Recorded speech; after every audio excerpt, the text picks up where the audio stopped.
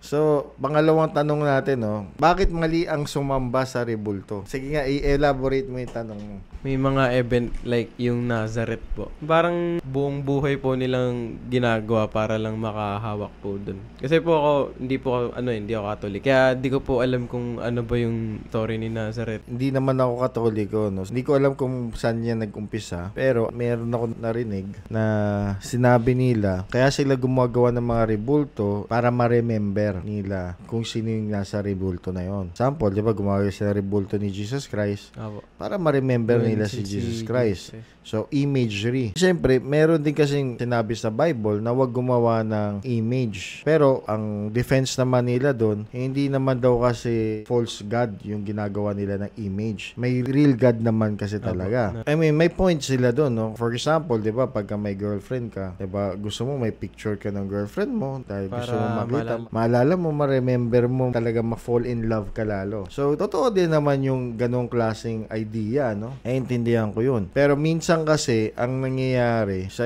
ibang tao, kino-consider na nila mismo yung image, yun na mismo yung Diyos. So, like, for example, kasi ang idolatry, meaning yan, is worshiping a creation, not the creator. For example, merong bundok. Sinamba nila yung bundok. May mga taong ganun eh. Kaya may mga pangalan yung bundok, di ba? Sinamba nila yung bundok. Bumabaw-baw sila sa bundok. Idolatry yun.